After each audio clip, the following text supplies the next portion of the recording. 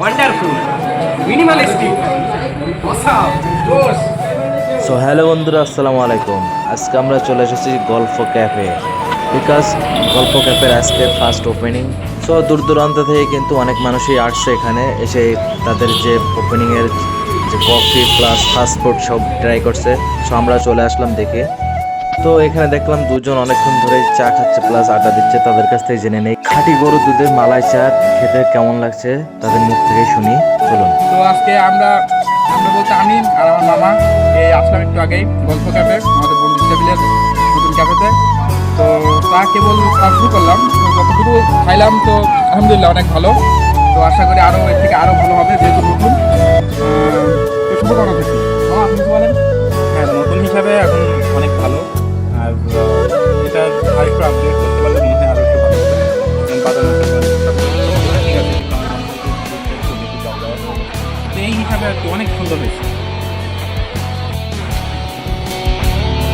তো এই গল্প ক্যাফে কিন্তু আজকে সারাদিন প্রচুর পরিমাণ মানুষই কিন্তু এসেছে, যেহেতু আজকে ওপেনিং। তারা একটা ক্যাম্পেইন রেখেছিল ফ্রি সার্ভিস। তো এটা আরও দু একদিন হয়তো থাকতে পারে। এই গল্প ক্যাফের লোকেশনটা হলো বাগাছড়া টু চালিতাবাড়িয়া রাড়িপুকুর এই রোডের।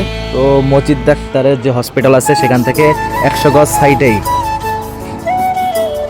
তো আরেকটা অফার আছে কিন্তু, যারা এই ভিডিওটা দেখে এসে বলবেন যে আমার এই চ্যানেল থেকে ভিডিওটা দেখেছেন, তাদের জন্য কিন্তু ডিসকাউন্ট মিলবে, প্লাস ফ্রিতেও আপনারা কফি চা খেতে পারবেন। তো ভাইয়া, গল্প ক্যাফে আপনি যে চা খেলেন মালাই চাটা কেমন লাগলো আপনার কাছে?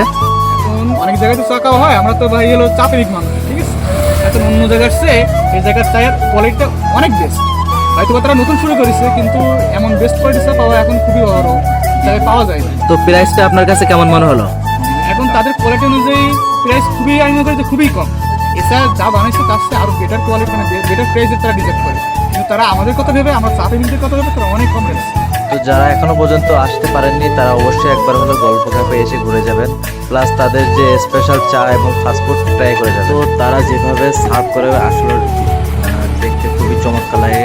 কেননা দেখুন, কাপটা কিন্তু খুব যত্ন সহকারে পরিষ্কার পানিতে ধুয়ে কিন্তু আগুনে দিয়ে শুকিয়ে নিয়ে তারপরে কিন্তু তার মধ্যে কফির চাগুলো সার্ভ করে।